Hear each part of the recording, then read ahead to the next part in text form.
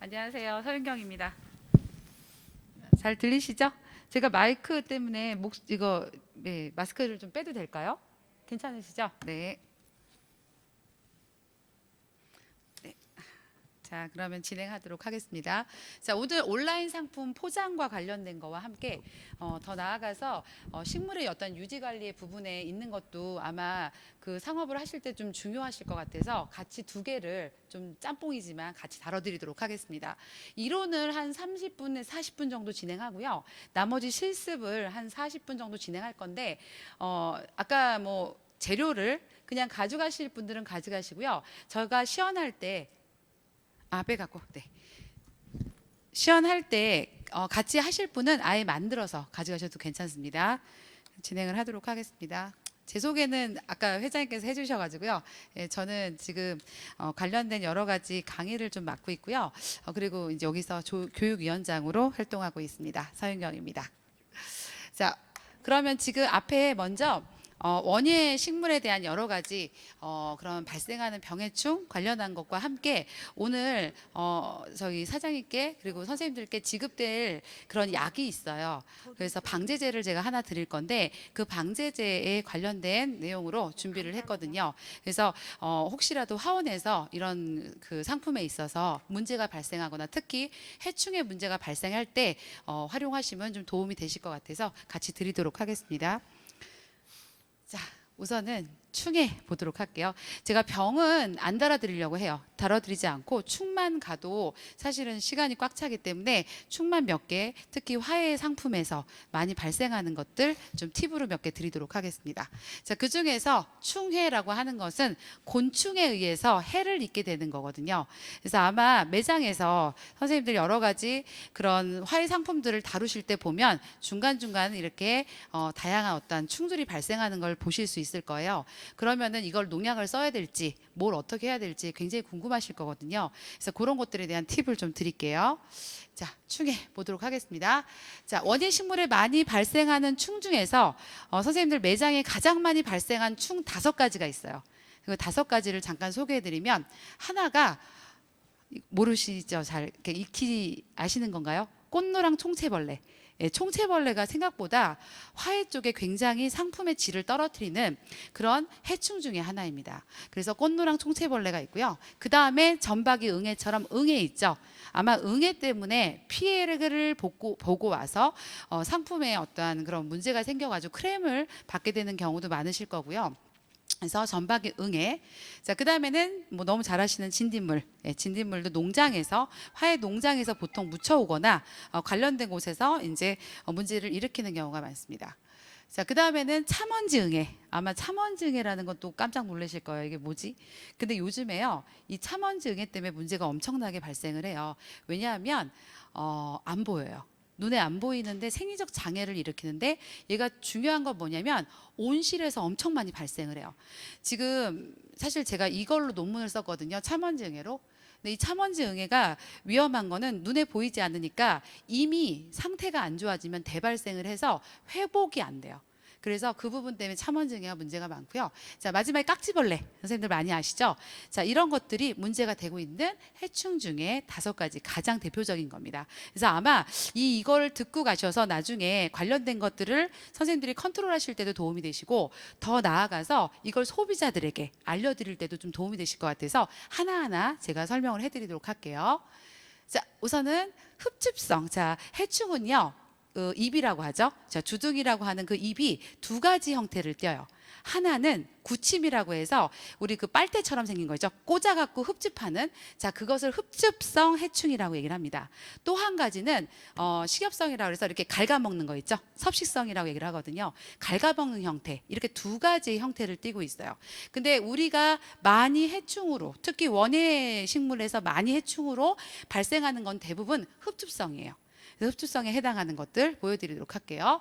자, 제일 많이 알고 계신 게 진딧물이죠. 예, 진딧물. 얘는 종류가 워낙 많고 많은 해충 중에 하나이면서 엄청난 번식력을 갖고 있어요. 왜 그런지 설명해 드릴게요. 자, 그다음에 이제 응애. 아마 응애가 해피트리 녹보수에는 깍지벌레도 엄청 많이 생겨요. 어쨌든 이런 것들에 많이 생기는 것이 바로 응애고요. 가장 우리에게 많이 문제가 되는 게 전박이응애예요.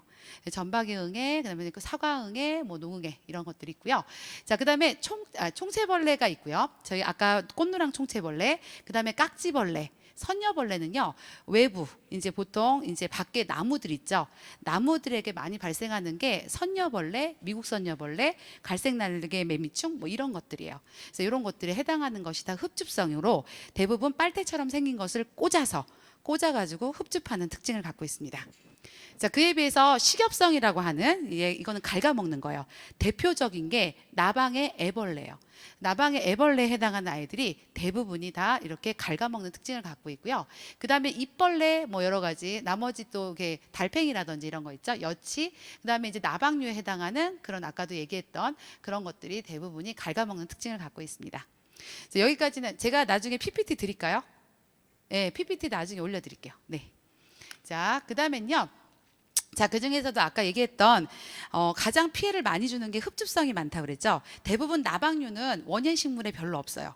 왜냐하면 대부분 농장에서 농약을 쳐서 나오는 경우가 많기 때문에 보통은 거긴 별로 없는데, 흡줍성은 굉장히 번식력도 강하고 그리고 굉장히 또 금방 다발생을 하기 때문에 굉장히 좀 위험한 해충들이거든요. 그래서 흡줍성의 해충에 대한 것들 잠깐 보여드릴게요. 자, 아까 얘기했던 이제 진딧물 있죠. 자, 진딧물 얘기부터 해볼게요. 아마 제가 사진은 안 드렸던 이유는 진딧물 너무 잘 아실 거예요. 그래서 진딧물은 이제 뭐 여러 가지 이제 형태를 띠고 있는데, 얘는요, 우선은 노린재예요. 노린재 목이고요. 거기에 해당하는 진딧물 과입니다. 그래서 노린재랑 비슷한 특징을 갖고 있어요. 자, 얘는요, 문제가 되는 게 뭐냐면, 얘가 되게 좋아하는 데가 어디냐면, 그 식물의 가장 꼭대기가 신초거든요. 이 꼭대기에 많이 모여 있는 걸 보실 수 있을 거예요. 아마 배추 키우신 분은 배추 속에 많이 몰려 있거든요. 그 이유가 뭔지 아세요? 꼭대기가 달아요. 당도가 높아요. 그러니까 걔네들이 거기에 많이 몰려요. 자, 그래서 얘는 특히나 이렇게 꽃봉오리, 특히 새싹의 꼭대기, 이런 데 많이 몰려 있고요. 자, 얘는 대부분 흡줍성이라 그랬죠. 자, 빨아먹기 시작하면 얘는 어떤 특징이 있냐면 입을 쪼글거리게 만들어요. 왜냐하면 아무래도 그 안에 있는 액을 빨아먹으니까 쪼글쪼글거리게 되죠. 그리고 입이 말려버리는 특징을 갖고 있는데요. 얘가 가장 또 안 좋은 게 뭐냐면 응가를 싸요. 먹는 즉시 응가를 싸요. 그걸 감노라고 얘기를 하는데, 그 감노가 어떻다고요? 끈적거려요. 그래서 끈적거리는 것을 계속 뿜어내고, 더 나아가서 그 끈적거리는데 먼지가 붙으면서 그을음병이 생겨요. 그래서 그을음병은 병이긴 하나 뭐가 문제가 되는 병은 아니지만 광합성을 잘 못하게 하는 특징을 갖고 있습니다. 그래서 그을음병도 발생하게 만들죠. 자, 그 다음엔요, 한 가지, 얘는요, 아무래도 보세요, 선생님, 그 신초 있죠. 가장 꼭대기가 생장점이 있어요. 거기를 가해를 하니까 얘가 어떻게 했어요? 잘 자라지 못하게 되겠죠. 대부분 기형이 돼요. 그래서 기형을 만드는 특징을 갖고 있습니다. 그리고 더 대박은 뭐냐면요, 이 진딧물은 뭘 갖고 있을까요? 바이러스 매개충이에요. 대표적인 바이러스 매개충 3개가 있는데, 그 중에 아주 대표적인 게 진딧물이에요. 진딧물은 여기 있는 바이러스를 옆에다 옮기고 이런 식으로 해서 바이러스의 매개충이 됩니다.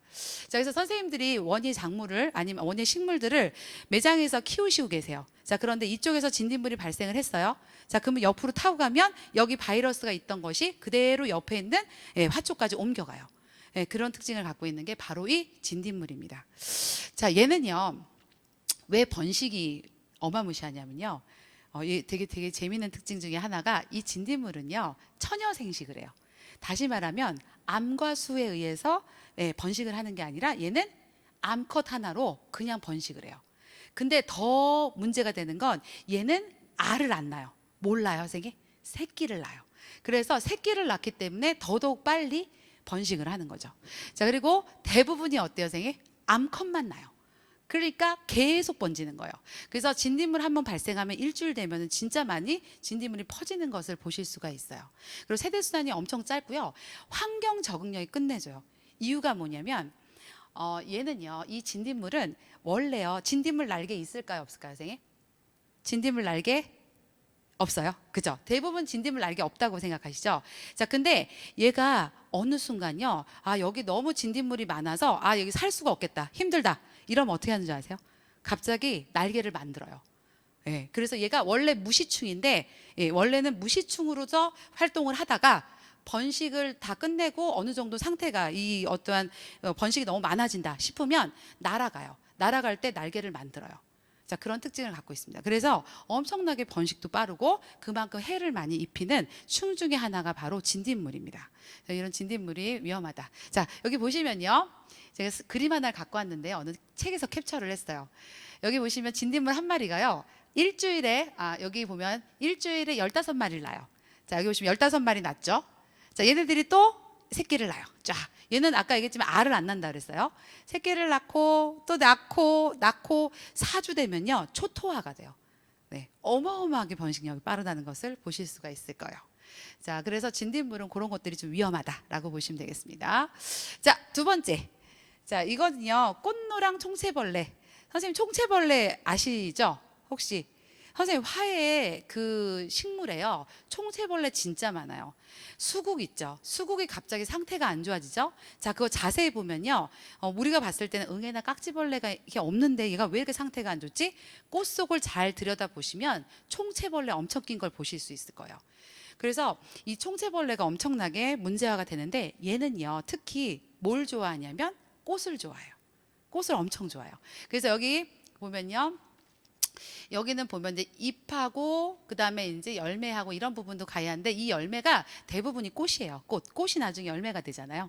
그래서 꽃 속에 굉장히 많이 들어있는 게 총채벌레예요. 근데 우리는 선생님 아시겠지만 원예 식물들이 꽃을 판매하는 경우도 많잖아요.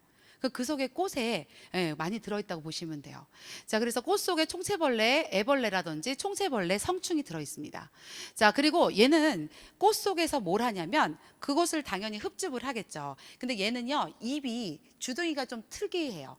그래서 어떻게 생겼냐면 구침으로 돼 있는 게 아니라 이게 긁어먹게, 한쪽 턱과 이쪽 턱이 약간 달라요. 그래서 한쪽 턱이 좀 더 이렇게 두껍거든요. 그래서 어떻게 하냐면 얘를 한쪽을 딱 잡고 긁어요. 긁으면 즙 나오죠. 그러면 한쪽이 그걸 빨아먹어요. 그래서 긁어가면서 빨아먹어요. 그래서 선생님들 고추 보시면요, 고추에 총채벌레 피해 보면은 대부분 이게 선이 이렇게 누런 선들 가 있죠. 그게 바로 총채벌레의 그런 그 가의 특징이라고 보시면 돼요. 자, 그래서 얘는 그런 특징을 갖고 있고요. 특히나 꽃을 가해하기 때문에 열매가 기형으로 크는 경우가 많아요.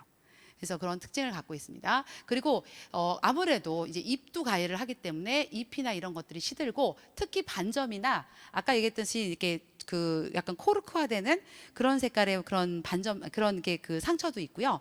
또 검정 색깔로 이렇게 반점이 생기는 경우도 있습니다. 자, 그다음에 이것도 마찬가지로요. 아까 진딧물도 바이러스 매개충이라 그랬죠. 똑같이 얘도 바이러스의 매개충입니다. 그래서 바이러스를 일으키는 그런 충이라고 보시면 되겠고요. 자, 여기서 얘는요, 다른 것보다 얘를 잡기 어려운, 방제하기 어려운 이유 중에 하나가, 얘는요, 애벌레가 여기서 살아요. 지상부에. 그랬다가 번데기가 될 때는 땅으로 가요. 그럼 땅으로 갔다가 다시 올라와요. 자, 이렇게 순환을 하기 때문에 얘네들이 방제하기가 어려운 거예요. 땅으로 들어가면 특히나 토양에다가 방제하기가 어렵기 때문에, 그래서 죽이기가 힘든 그런 충 중에 하나가 총채벌레입니다. 선생님들 식사하시고 나서 졸리우시죠? 네. 네. 좀 이따가 운동 하나 하고 갈게요. 네.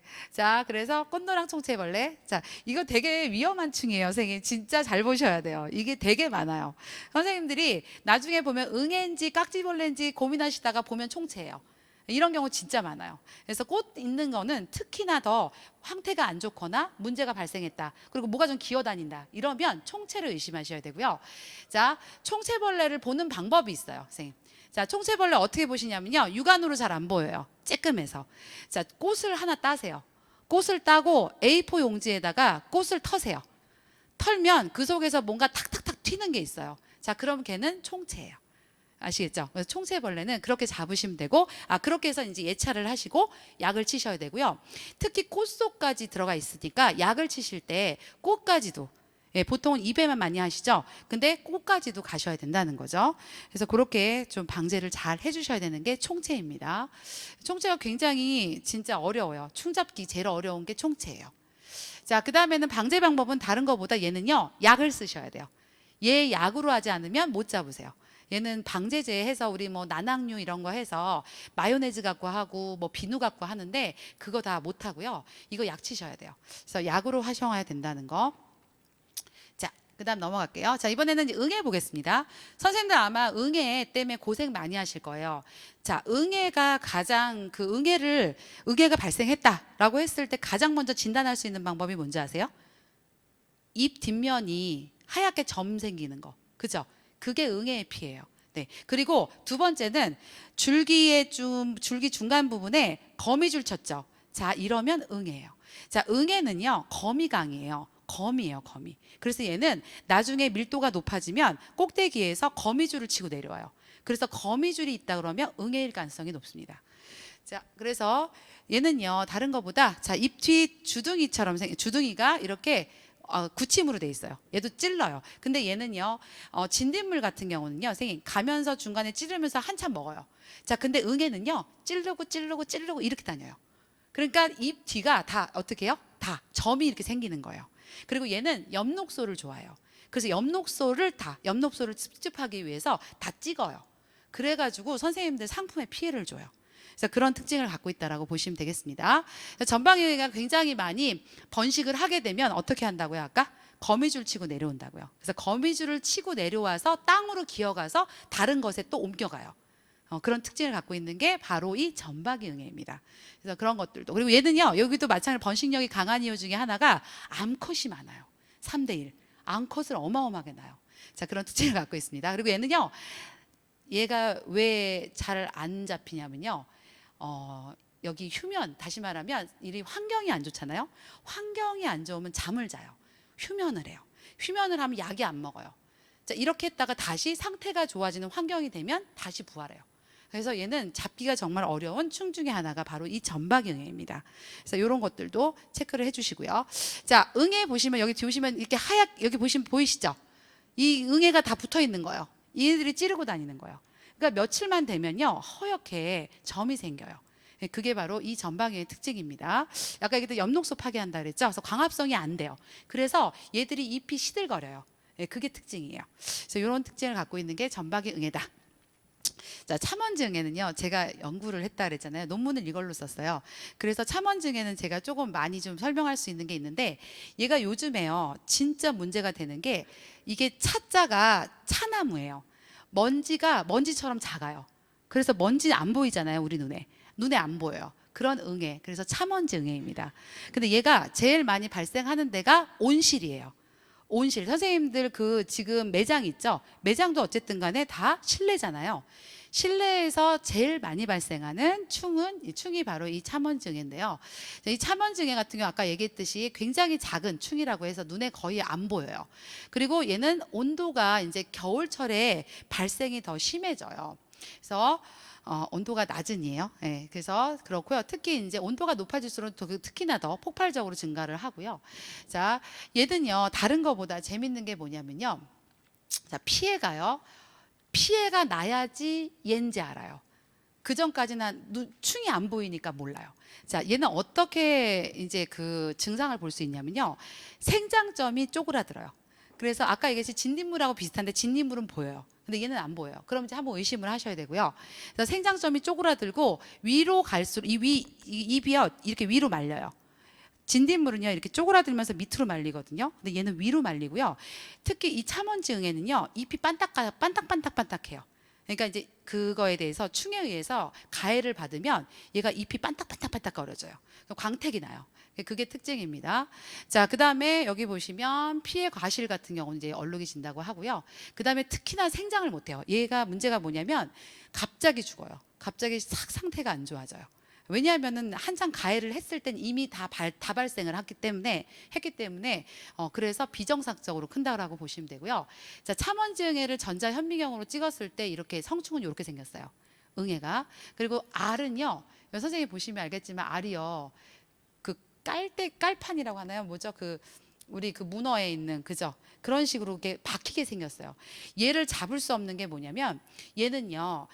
보통은 알은요. 입에다가 이렇게 위에다가 이렇게 붙여놓거나 그쵸? 아니면 이렇게 올려놔요. 대부분 충들이. 자, 근데 얘는요. 엽육에다 파요. 엽육에다 그냥 꽂아서 알을 낳아요. 그러니까 얘는 알이 안 나와요. 빠지질 않아요. 그래서 참원증에는 특히 알을 죽이기가 어려워요. 자, 그런 특징을 갖고 있는 게 이 참원증에입니다. 그래서 얘도 굉장히 어렵고 방지하기 어려운 특징을 갖고 있죠. 자, 여기 보시면 이제 화해류에 참원증이 발생한 건데요. 여기 보면 생장점, 얘는 특히나 생장점에 문제가 되면서 여기 약간 색깔이 좀 반딱거려지지 않아요? 광택이 좀 보이지 않으세요? 자, 이 특징이 바로 참원증이에요. 그래서 이렇게 반짝거리면서 이 신초가 문제가 되는 게 요게 바로 참원증이고요. 이거 국화거든요. 지금 베고니아, 국화, 그다음에 백화 뭐 이런 데 피해를 굉장히 많이 주고 있어요. 그래서 많은 피해를 주고 있는 게 참원증이입니다. 자, 그다음 넘어갈게요. 자, 그다음 이제 이번에는 깍지벌레 좀 볼게요. 선생님들 아마 깍지벌레 어려우실 거예요. 깍지벌레 되게 많이 생기죠. 아마 화해 하시는 선생님들은 이 깍지벌레랑 친구가 되셔야 돼요. 많이 생기고 있으니까요. 자, 깍지벌레는요. 우선요. 여기 보시면 얘도 마찬가지로 구침을 찔러가지고 흡집을 해요. 근데 깍지벌레 특징이 뭐냐면 한 곳에서 오래 머물러요. 그러니까 한참 그 안에서 걔는 그 구침을 받고 계속 빨아요. 빨아가지고 먹는 특징을 갖고 있어요. 그러니까 이동을 잘 안 하는 거죠. 자, 두 번째는요.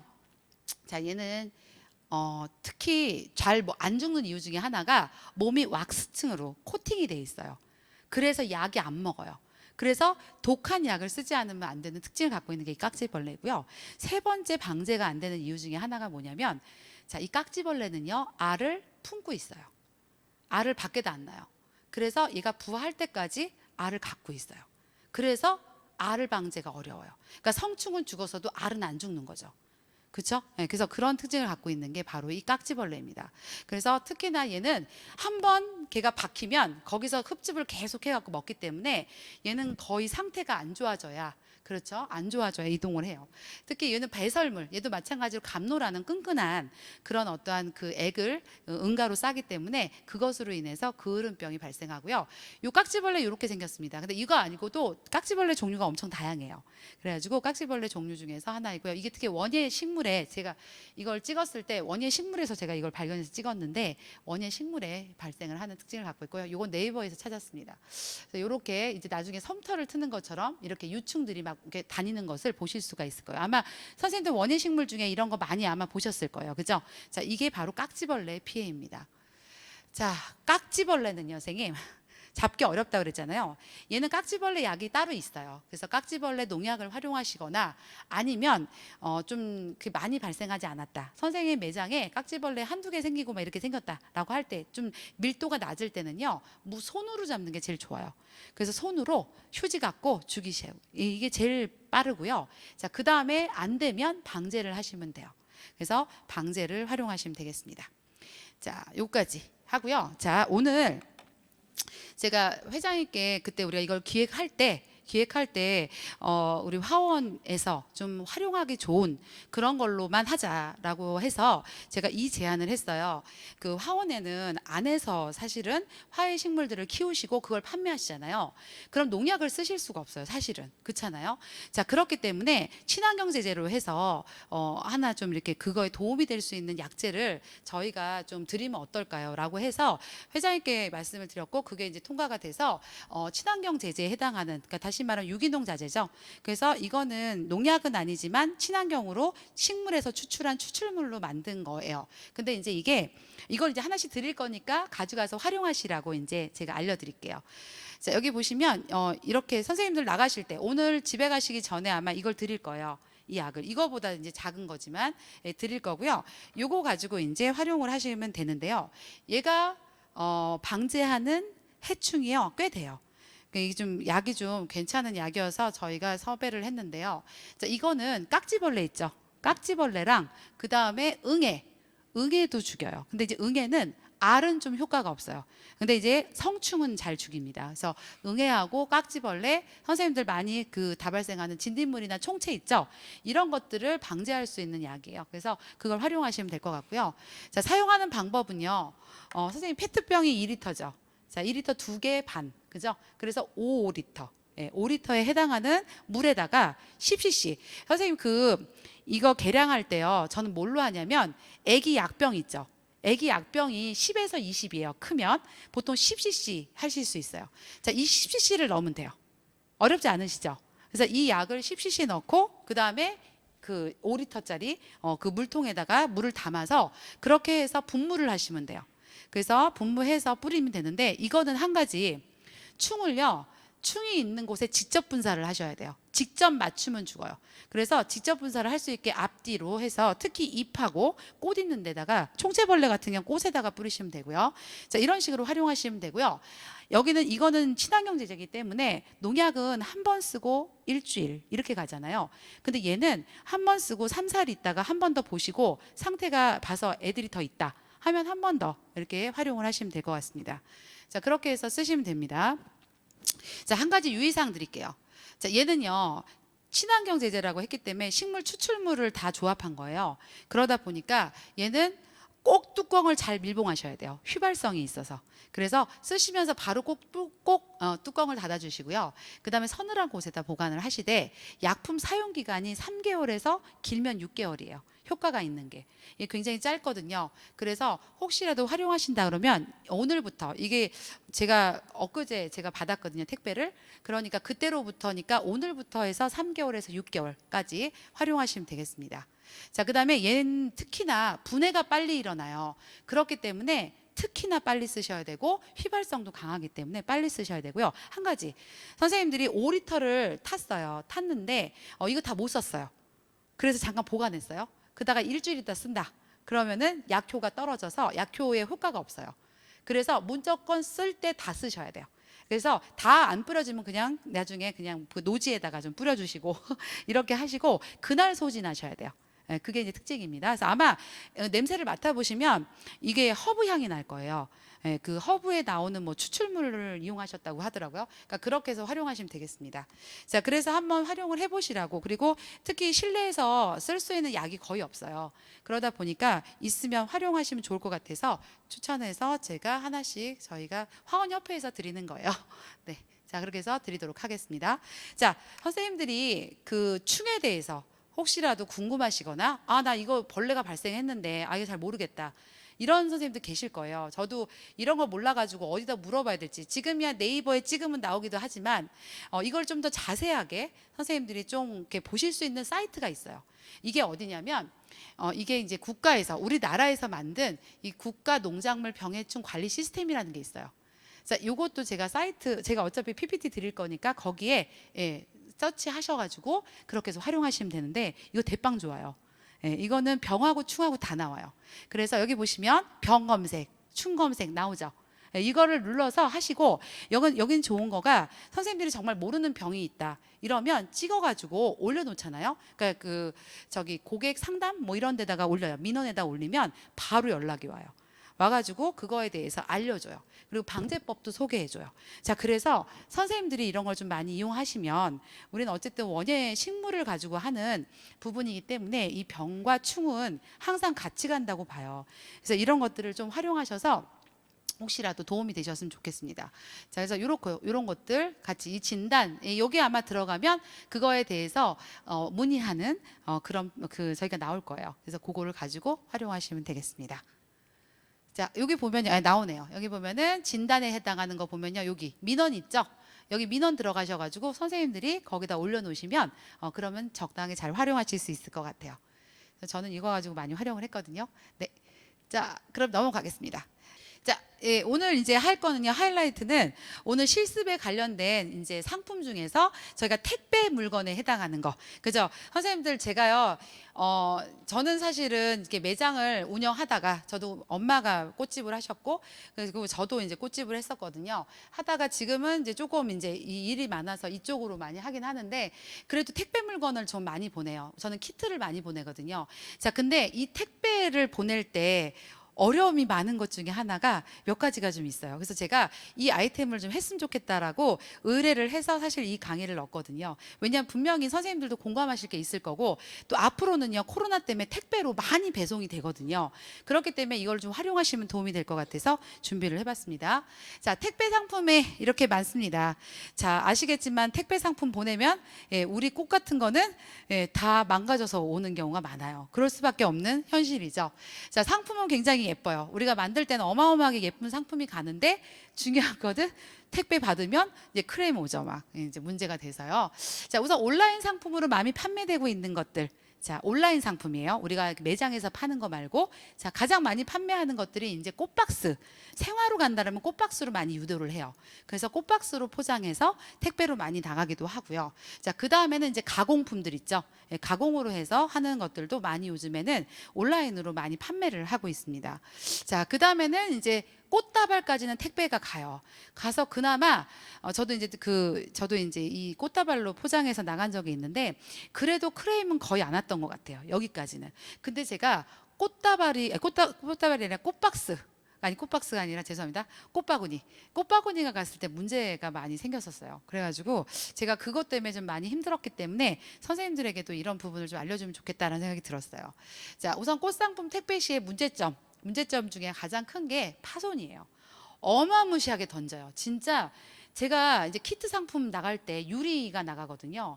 제가 한 번은 50개를 배송을 했는데요. 몇 개 깨진 줄 아세요? 선생님? 제가 그래서 그다음부터는 상품 포장에 대해서 관심을 많이 갖게 됐어요. 자, 몇 개가 깨졌냐면요. 38개가 깨졌어요. 그래가지고 제가 정말 너무 눈물이 날 정도로 힘들었거든요. 그날 수업이 안 됐어요. 온라인 수업을 하는데 어쨌든 그래서 파손 어마어마하게 던지나 봐요. 그리고 두 번째는 모양이 변형이 되죠.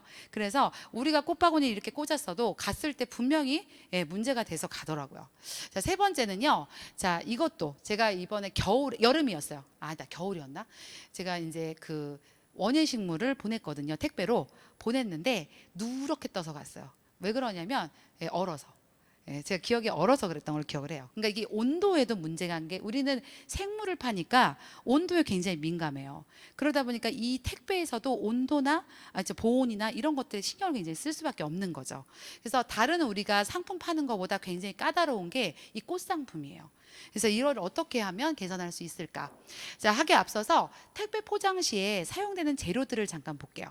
보면은 자, 우선 선생님들 박스죠. 자, 박스도 선생님 사이즈가 다 있고요. 그 사이즈에 별로 또 두께가 있어요. 그래서 어떤 거에 따라서 어떤 건 파손이 돼서 가기도 하고요. 어떤 것도 상태가 괜찮아서 가요. 그러니까 이 사이즈와 함께 이 두께가 굉장히 중요하고요. 가장 또 포장에 많이 사용하는 게 신문지예요. 그죠? 신문지 많이 활용하시고, 그다음에 에어캡하고 발포지라는 게 있는데 선생님 발포지 아세요? 아시죠? 부직포처럼 생긴 건데 좀 또또한 거. 예. 자, 얘하고 가격 차이가 얼마 나는 줄 아세요? 3배 나요. 근데 사실은 이제 조금 이따 말씀드리겠지만 얘가 훨씬 비싸요, 선생님. 그래서 이것도 고민하셔야겠더라고요. 제가 보니까. 그래도 저희는 어느 정도 그래도 단가를 좀 줄여가면서 판매를 하는 게 또 하나의 또 수익을 내는데 또 되게 중요하잖아요. 자, 그래서 자, 우선 박스 구입을 여기서 꼭 하라는 건 아니에요, 선생님. 아니고요. 아닌데 제가 보니까 택배 하시는 분들이 박스를 여기서 많이 사시더라고요. 제가 그냥 서치를 해봤더니 그래요. 그래서 이거는 여기를 홍보하겠다는 것보다는 여기 몰에 들어가면요, 이 두 곳 중에 이 박스몰 같은 경우는 굉장히 디테일하게 돼 있어요. 사이즈별로 해서 디테일하게 그 두께까지 그렇게 나와 있어서 여기 보시면 박스 사이즈와 함께 이 두께 있죠. 그래서 이게 더 두꺼운 것들이 있어요. 선생님들 아마 과일 박스 보시면 아실 거예요. 과일 박스 굉장히 두껍죠. 우리 화해 그거 할 때 그 식물, 포트 식물들 그 박스도 두꺼워요. 자, 이런 식으로 두께가 다 다르기 때문에 이런 것들을 다 어찌 보면은 이렇게 다 정리를 해서 판매를 하더라고요. 그리고 종류가 엄청 많아요, 선생님. 뭐 쇼핑백부터 시작해서 엄청 많더라고요. 그래서 이건 괜찮겠다 싶어서 그냥 제가 찾은 거라서 올려드린 거고요. 뭐 이거 외에 다른 데 있으시면 더 활용하셔도 괜찮을 것 같습니다. 자, 이렇게 해서 보시고요. 자, 아까 얘기했던 이제 사이즈 좀 볼게요. 사이즈 보시면은 사이즈별로 다 박스가 다 다른 거는 아실 거고요. 자, 특히 여기서요. 골판지의 두께 있죠. 이 두께에 따라서 상품이 잘 가기도 하고 깨져서 가기도 해요. 그래서 그것도 좀 고려를 하셔야 돼요. 내가 어떤 물건을 가느냐에 따라서 선생님들이 고려를 하셔서 그렇게 해서 사이즈나 아니면 관련된 그런 박스를 구입하시기 바랍니다. 제가 처음에 이걸 몰라서 사이즈만 저는 생각을 했어요. 그래가지고 사이즈만 해서 보냈는데 다 깨졌어요. 아까 말씀드렸듯이 그 유리가 다 깨졌거든요. 그래서 그런 것도, 그래서 이 두께도 되게 고민을 하셔야 된다라는 거죠. 자, 그 다음에 이제 아까 얘기했던 이제 발포제하고 이제 에어캡 이런 것들도 부자재로 활용한다라는 거.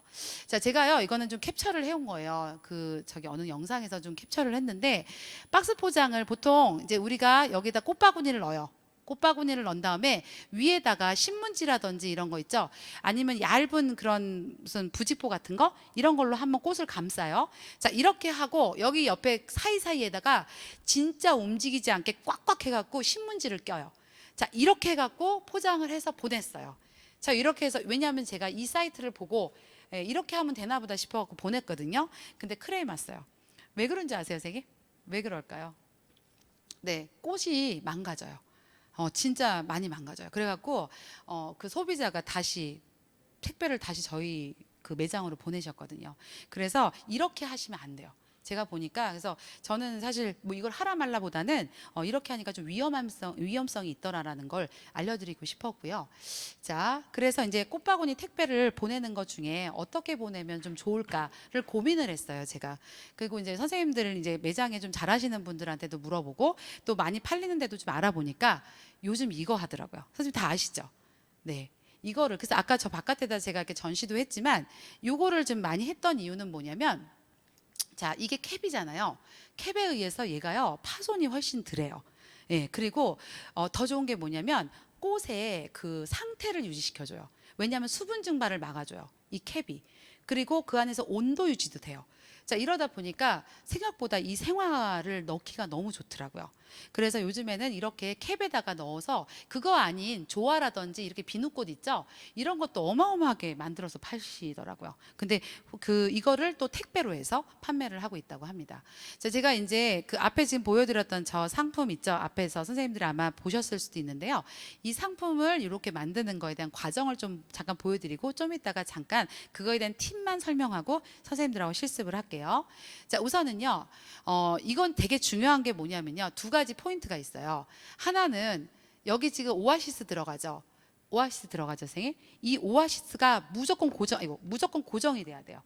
정말 고정이 잘 돼야 돼요. 왜냐하면 이 택배 박스를 절대 내가 원하는 대로 가져가지 않아요. 뒤집어서도 가져가고 막 이러죠. 그러면 얘가 고정이 안 되면 100% 이게 떨어지면서 이게 뒤집었을 때 떨어지면서 얘들이 문제가 되겠죠. 근데 다행히도 이게 이제 그걸 고정할 수 있는 방법이 있더라고요. 제가 좀 이따 소개를 해드릴게요. 그래서 이렇게 고정하고 특히 두 번째는 고정과 함께 물이 흐르면 안 돼요, 선생님. 물이. 그래서 항상 여기다 오아시스를 넣은 다음에는 물을 다 빼야 돼요. 예, 그렇게 해서 진행을 하셔야 됩니다. 그래서 물이 질질질 흐르면 안 된다는 거, 그거 하나 좀 알려드리고 싶고요. 자, 그 다음에는 꽃을 꽂고요. 그 다음에 이렇게 케이스 뚜껑을 덮어요. 덮고 그 다음에 마지막에는 이제 그거에 해당하는 이 밑에 부분이 지금 헝하죠. 이게 지금 그냥 그 플라스틱만 남잖아요. 그래서 이 부분을 부직포로 이렇게 예쁘게 고정 정리합니다. 그래서 이건 좀 이따 이제 저희가 만들어 보시면 선생님들이 이 방법은 아시게 될 거예요. 자, 그 다음에 이번에는요 택배를 보내는 거예요. 택배. 자, 아까 지금 생화예요. 생화를 택배 보냅니다. 자, 저희는요. 선생님들이 이 박스를 아시는 분도 있을지 모르겠지만 저도 화원협회에서 알았어요. 협회에서 상품 보내는 것 때문에 알았는데요. 이게 냉보온 박스예요. 제가 오늘 하나씩 드릴 거거든요. 자, 이거는 우드락으로 돼 있어요. 그래서 이 자체 두께도 두껍고요. 중요한 건 온도를 잡아줘요. 그래서 만약에 이게 너무 더울 때는 저기 아이스백을 넣어가지고 온도를 유지해주고 추울 때는 이게 또 보온이 돼요. 그러면서 이제 그런 냉보온 박스가 있습니다. 그래서 냉보온 박스가 대중소로 있어요. 그래서 그걸 활용하시면 되고요. 자, 두 번째는요. 자, 이 안에 속지가 있어요. 이 선생님이 시연을 해주신 건데 여기 보면 속지를 넣을 수가 있어요. 왜냐하면 이게 흔들리잖아요, 상품이. 자, 그렇기 때문에 여기다 손들림을 방지해주는 고정판이 있습니다. 그래서 이거 조립을 하시고요. 이제 좀 이따 보여드릴게요, 다. 자, 그 다음에는 요것을 이제 고정판을 고정할 때는 이게 지금 사각으로 고정이 되게끔 돼 있어요. 근데 이거를 삼각형으로 만들어요. 어렵지 않으세요. 금방 제가 보여드릴게요. 삼각형이 되도록 해주시면 되고요. 자, 그 다음에는 여기다 보시면요. 자, 이 고정판을 이 박스 속에다가 한쪽에다 넣어요. 넣고 난 다음에 뭘 넣을까요, 선생님이? 이 공간에다가 꽃바구니 넣으시면 되겠죠. 자, 그래서 꽃바구니를 여기다 집어넣습니다. 넣을 때는요, 눕혀서 넣어요. 예, 세우지 않고요, 눕혀서 넣습니다. 그러면 정말 기가 막히게 여기에 딱 걸려요. 걸려가지고 움직이질 않아요. 그래서 옆에다가 뭐 낄 필요가 없어요. 그냥 그대로 고정이 됩니다. 자, 그렇게 하고는 마지막에 여름이잖아요, 여러분. 네, 선생님. 그럼 여름이면은 여기다 뭐를 넣죠? 아이스팩을 넣어요. 그러면 웬만해서는요, 선생님 그렇게 문제돼서 가지 않아요. 오히려 싱싱해서 크레인 같은 건 거의 없다고 보시면 됩니다. 자, 지금은 이제 잠깐 쉬시고요. 이제 우리 상품 실습을 한번 할 건데 생화를 준비하고 싶었어요, 저는. 근데 이 생화가 이제 요즘 비싸기도 하고 여기까지 갖고 오기가 어려워서 선생님들이 그냥 조화로 만들어서 그대로 판매하실 수 있게끔 이 상품이요. 그 제가 저기 그 시연에서 보여줬던 그 매장에서 5만 원에 팔린대요. 그러니까 선생님들 하나씩 만들어 가셔서 그렇게 좀 활용하시면 좋겠습니다. 잠깐 5분 쉬시고요. 바로 진행하겠습니다. 네, 감사합니다. 네, 고맙습니다. 자, 우선 만드는 건요. 자, 선생님들 지금 갖고 계시는 부직포가 있어요. 자, 요거를 한번, 자, 여기 롤 있죠, 이거 롤. 자, 여기 있는 부분에 해당하는 부직포를 꺼내시면 되는데 그 중에 한 장만 4등분을 하시는 거예요. 자, 4등분으로 해서 잘라줍니다. 자, 이거는 지금 하시면 안 돼요. 저랑 같이 할 거예요. 자, 요거 이렇게 한다라는 거 잠깐 보여드릴게요.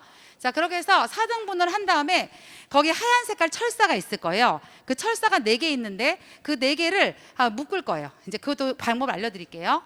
자, 그렇게 진행하고 난 다음에는 그 다음에는 자, 4개 묶은 걸 이렇게 묶을 거예요. 여기 철사 이렇게 해서 묶고 이 내면의 모서리에다가 얘를 고정시킬 거예요. 자, 이 이유는 좀 이따 설명해 드릴게요. 왜 그런지. 자, 그 다음에는요. 그 다음에 이제 꽃을 꽂습니다. 자, 꽃을 꽂는데 선생님들은 조화를 활용하기 때문에 조화를 하실 때 지금 밑에 스티로폼을 다 깔아놨어요. 그죠? 자, 거기다가 오공본들을 묻혀가면서 그러면서 꽂아주시면 되겠습니다. 자, 그렇게 하시고는요. 그 다음에는 자, 이제 다 꽂았죠. 선생님들 아마 너무 잘하시기 때문에 잘하셨을 거예요. 자, 그렇게 해서 꽂으시고 나면 그 다음에는 케이스 캡을 덮어주세요. 양쪽으로 있는 거 이렇게 덮어주시는 거죠. 자, 그렇게 덮고 나면 자, 이 밑에 부분이 플라스틱으로 남아 있을 거예요. 자, 이 부분을 부직포 한 장이 더 있을 거예요. 자, 그 부직포로 해서 얘를 마감 처리하고요. 그 다음에 리본을 묶어 주실 거고요. 자, 리본을 묶어서 이렇게 완성을 하게 되는데요.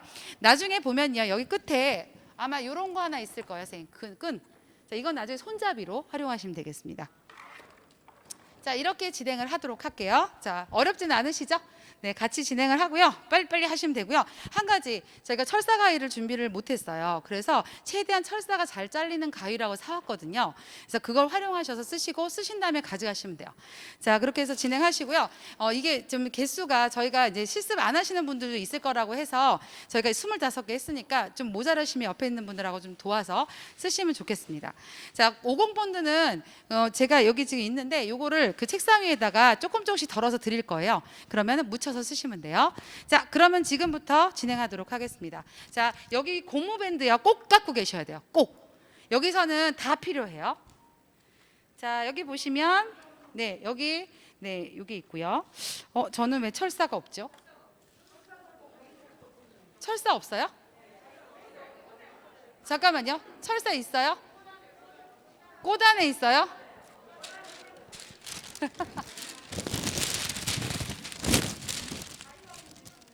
아, 꽃 안에 철사 있습니다. 여기 있습니다. 가위는요, 선생님, 제가 지금 가위 없으신 분 혹시 손 들어 주시겠어요? 25개 제가 준비는 했는데, 네. 없으시면 우선 옆에 같이 좀 해주실 수 있을까요? 아니면 제 거를 좀 도와드릴게요. 나중에 제가 쓰고 바로 드릴게요, 선생님. 네. 자, 해서 하시면 될 것 같고요. 자, 이거 갖고 계시죠? 자, 그럼 여기서 바로 진행하도록 하겠습니다. 자, 여기 지금 2장 중에서 한 장 먼저 쓸게요. 한 장을 4등분해서 자, 4등분해서 4등분으로 오리시면 돼요. 자, 해보도록 할게요.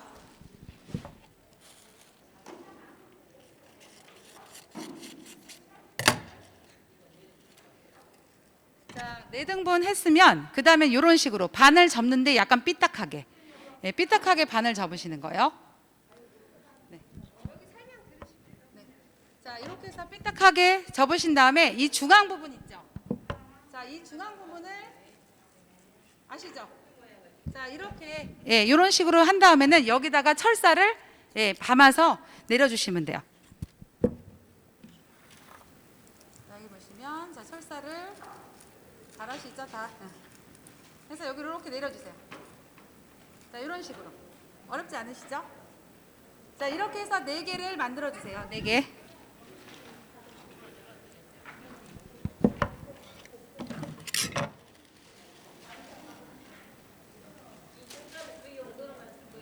네네네. 철사는 그거까지만 쓰실 거예요. 자, 4개를 다 이렇게 만들어 주시면 돼요.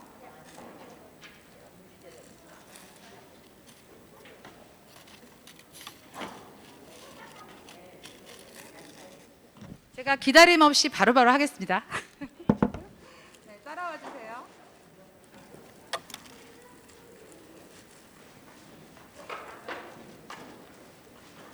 아, 제가 마스크 좀 벗을게요.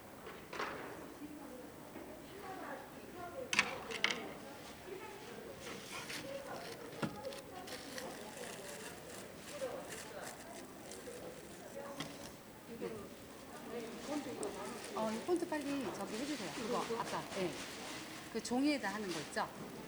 그렇게 해서 다 나눠주세요. 종이에다가 지금 저 바깥에 종이 있을 걸 잘라놓은 거. 자, 철사 4개 다 하셨으면 자, 그 다음에는 이 밑부분을요 어디다가 할 거냐면 자, 선생님들 이거 받으셨죠? 예, 이 케이스에 보면은 지금 부직포 있죠? 그죠? 자, 이 부직포, 아니 부직포란다. 이 스티로폴 있죠? 이 스티로폴에다 꽂을 건데요. 모서리에다가 꽂을 거예요. 자, 보여드릴게요. 자, 자르고요.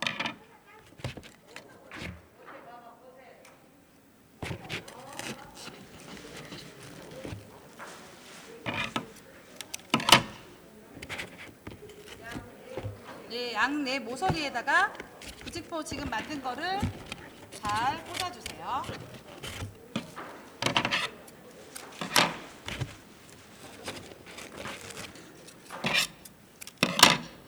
철사를 좀 자르셔야 돼요.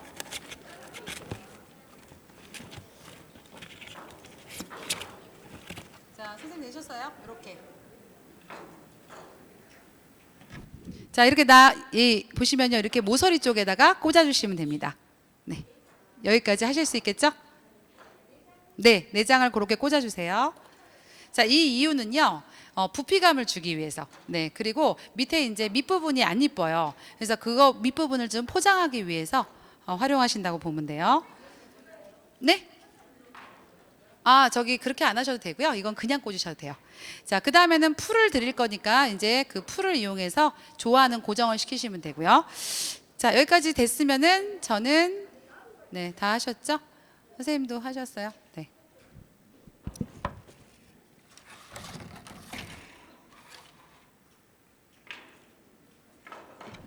자, 그 다음에는 조화를 좀 꺼내주세요.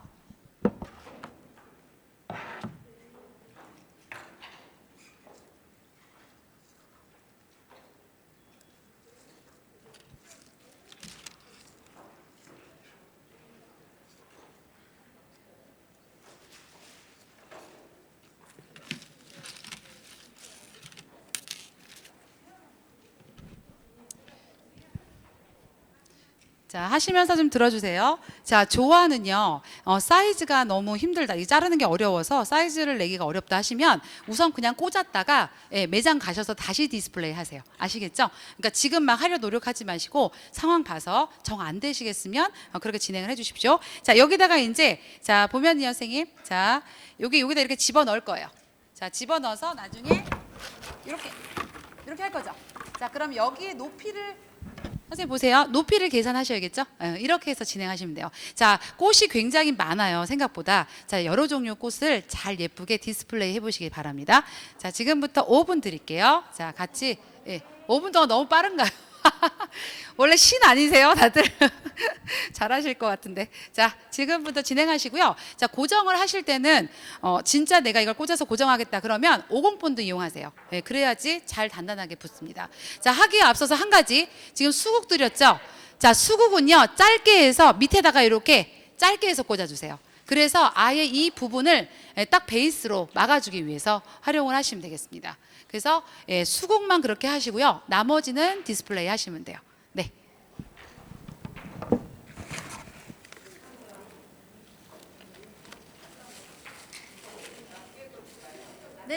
네, 그건 낮게 꽂으세요. 낮게. 자, 얘만 낮게 꽂으세요. 그렇죠. 예. 그거보다 좀 더 낮게 꽂으셔도 돼요. 자, 이렇게 해서 아예 이렇게 밑에 파묻히게. 자, 볼게요. 네, 5분부터 붙여갖고. 네. 자, 이런 식으로 선생님 보세요. 여기 이렇게 베이스에 딱 꽉 차죠. 이렇게 가야 이 밑에가 지저분한 게 안 보여요.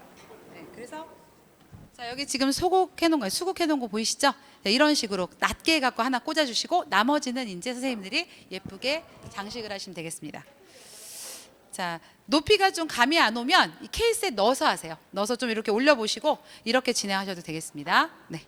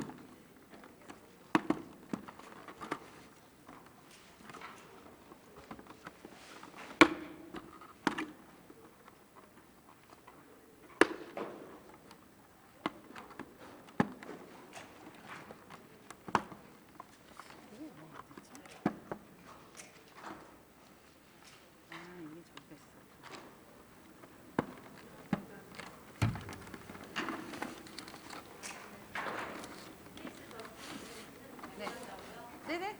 네, 케이스 덮어주세요. 자, 덮으실 때는 옆에 지금 부직포 있는 부분 있죠? 이게 다 안으로 들어가야 돼요.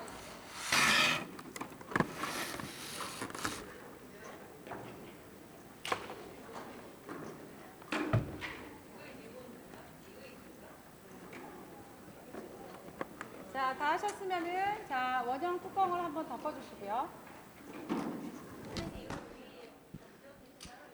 아, 참고로 이 검정 글씨 있죠? 이 검정 글씨는 자재상에 팔아요. 예, 판매하는 거기 때문에 예, 거기서 사용하시면 되고요. 이 스티커를 팔아요. 끈이요. 한 가지. 끈이 있는 분이 계시고 없는 분이 계세요. 자, 한 가지 여기서 업체에서 이거를요, 다 안 넣더라고요. 그래서 없는 분들 몇 분은 제가 이걸로 드릴게요. 없는 분들은 좀 손 들어 주시고요. 네. 그리고 리본으로 묶으시면 좋을 것 같아요. 네. 네네네네. 뚜껑을 덮으세요. 자, 꽃을 다 꽂으셨으면 캡을 덮어주세요. 네. 캡 덮어서 그렇죠. 캡 덮어주시고요. 자, 그 다음에 여기 위에 있는 요 손잡이 있죠? 네, 손잡이를 걸어주세요. 여기 보면은 양쪽에 구멍이 있거든요. 자, 구멍에다가 넣어서 걸어주시면 됩니다. 자, 다 하신 분 계셔서 자, 마지막 한 장 부직포 남죠? 자, 그 부직포 남는 건 자, 밑에다가 까세요. 자, 이런 식으로. 자, 지금 이건 지금 부직포를 한 건데요. 하기 전 거로 깔아 놓으시면 됩니다. 이거죠? 저희 만든 거. 지금 제가 다 꽂진 않았는데 자, 이런 식으로 올려 놓으시고요. 자, 부직포 깔아서 밑에 바닥에다 올려 놓으시고요. 자, 한 가지. 선생님 여기 잘 보세요. 아까 제가 고무밴드 갖고 계시라 그랬죠? 자, 고무밴드 여기서 사용하실 거거든요. 자, 보시면 자, 얘를요. 자, 살살살 할 때 이게 지금요 가벼워요. 그래서 이거 말 때 좀 이렇게 들뜰 수 있거든요. 그래서 옆에 선생님이 좀 도와주시면 좋아요. 자, 그래서 여기 위를 자, 이런 식으로 마감을 하세요. 자, 이렇게 올렸죠? 올린 다음에 밑에다가 고무밴드를 여기다 거세요. 자, 고무밴드를 여기다 밑에다 거시는 거죠. 자, 여기 보시면 자, 여기 지금 보이시죠? 고무밴드 건 거. 네, 고무밴드를 이렇게 올려서 여기다 거세요. 자, 지금 옆에 혹시 같이 좀 도와주실 수 있으면 같이 도와서 한번 해보도록 할게요. 네, 올리셨죠? 자, 이게 너무 하늘아들하다. 아, 나는 이거 너무 보기 싫다. 이러시면 이거를 고무밴드 속으로 집어넣으시면 돼요. 자, 그래도 모양이 되게 잘 나와요. 자, 그래서 고무밴드 속으로 한번 접어서 집어넣어 주시면 돼요. 자, 한번 해보도록 할게요.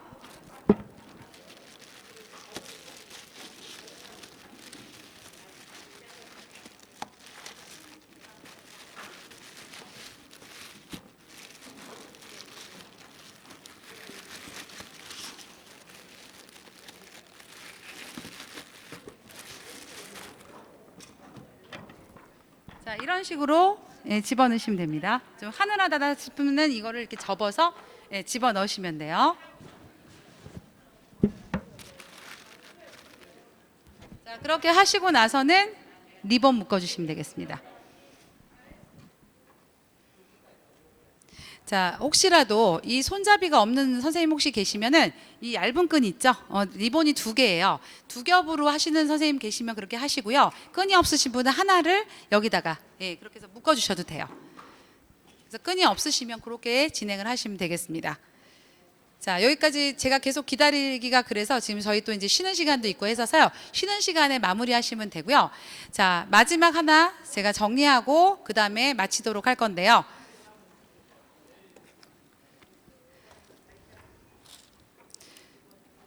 자, 저희가 앞에서 했던 우리 주제가 그거였잖아요. 온라인 쇼핑몰로 나갈 때, 그죠? 택배를 어떻게 보내느냐. 이게 이제 사실, 근데 선생님들이 지금은 갖고 있는 게 좋아하지만, 그래서 좀 택배 부담이 좀 덜하지만, 생화라고 했을 때는 이제 택배 부담이 좀 크실 거예요. 그래서 택배 포장에 있어서 생화 포장하는 거 잠깐 보여드리도록 할게요.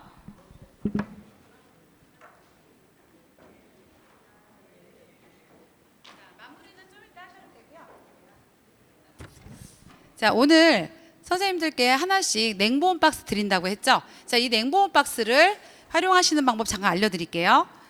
자, 여기 보시면 어렵진 않으세요. 박스 포장하듯이 박스를 이렇게 테이핑을 하세요. 밑에. 그래서 테이프로 해서 어느 정도 박스가 벌어지지 않게끔 하신 다음에 여기 보시면 이 안이 그죠? 냉보온 박스로 우드락으로 되어 있다고 말씀드렸어요.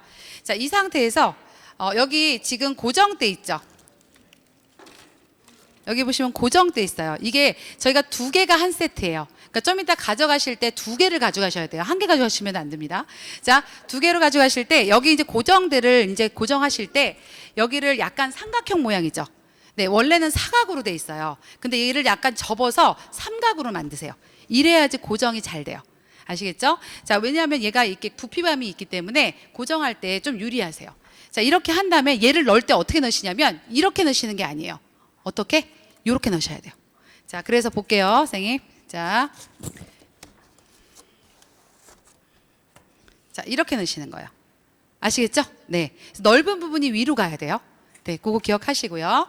자, 이렇게 한 다음에는 자, 꽃 있죠? 저희 지금 하나 만들어 놓은 이거는 생화예요. 자, 저희가 조화로 하는 거는 좀 쉬우니까 그렇게 하는데 생화, 조화도 마찬가지지만 생화 어떻게 하는지 보여드릴게요.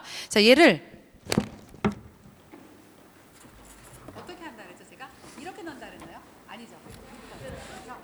얘를 그대로 눕혀요. 자, 눕힐 때는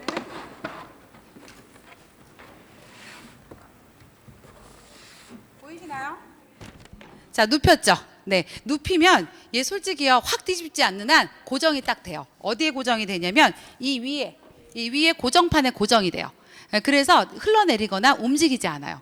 자, 그렇게 해서 이렇게 고정을 합니다.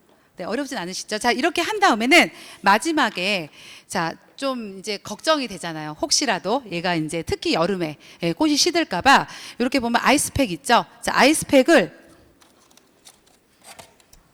여기다가 요 위에다 고정판 속에다가 집어넣으세요. 이러면 하루 가는 건 괜찮아요. 전혀 하루나 이틀. 이게 지금 가뜩이나 이 냉동 박스이기 때문에 훨씬 더 안전하게 갑니다. 자, 이렇게 해서 어떻게 해요, 선생님? 그대로 얘를 자, 이렇게 해서 안 해도 돼요. 얘는 좋은 게 뭐냐면 이 캡을 이용하는 이유 중에 제일 좋은 게 옆에가 딱 맞아요. 딱 들어가요. 박스 안에. 네네네. 그렇기 때문에 움직이질 않아요. 자, 그래서 웬만해서는 문제가 없이 갈 수 있다라는 거죠. 그리고 한 가지 선생님들이 하실 때, 자, 제가 오아시스 있죠? 자, 오아시스로 할 때 지금은 이제 그 저기 뭐죠? 그 저희가 그 우드락 폼이라든지 아니면 스티로폼을 이용했지만 지금 여기는 이제 플로랄 폼을 이용을 했어요. 자, 이럴 때는 이거 확 뒤집으면 그냥 쏟아지죠. 자, 그래서 중간에 뭐 해주셔야 돼요? 철사 처리하셔야 돼요. 그래서 여기 보시면 철사 처리했죠. 예, 꼭 좀 철사 처리하시고 얘를 한 번은 꼭 뒤집으세요. 그래야 물도 빠지고, 자, 이런 식으로 뒤집어서 안 빠지게. 예, 됐는지 확인하시고 그 다음에 꽂으시면 웬만해서는 뒤집어도 얘가 고정이 딱 돼 있어요. 네, 자, 이렇게 활용하시면 됩니다. 자, 한번 꼭 그 매장에 가셔서 활용해 보시고요. 그리고 혹시라도 지금 이제 저는 이거를 업체에서 받았어요. 그래서 이제 저는 좋아서 이제 한번 선생님들에게 보여드린 거고요. 혹시라도 이런 거에 대한 주문이나 이런 게 있다라고 하면 이제 화원협회랑 좀 얘기를 해서 이런 걸 좀 공동 구매를 할 수 있게끔 하는 방향. 특히 이게 언제 많이 나가냐면요. 어버이날 지방으로 배송되는 거 있죠. 이럴 때 굉장히 도움이 되세요. 우리가 그냥 못 보내잖아요. 이건 다 가능해요. 그러니까 이럴 때 활용하시면 되게 좋을 것 같아서 그런 시즌에 한번 화원협회랑 얘기를 해서 업체랑, 제가 아니고요, 업체랑 얘기해서 좀 더 저렴한 가격에 판매할 수 있게끔 좀 했으면 좋겠습니다. 자, 오늘까지 해서 제가 강의를 좀 진행했는데요. 어떻게 잘 되셨나요? 네, 유익한 시간이 되셨어요? 감사합니다. 네, 고맙습니다. 자, 정리하시고요. 바로 이제 수업도 진행하실 거거든요. 3시에 진행하실 것 같아요. 못하신 거 정리하시고 마무리하시면 되겠습니다. 감사합니다. 네, 고맙습니다.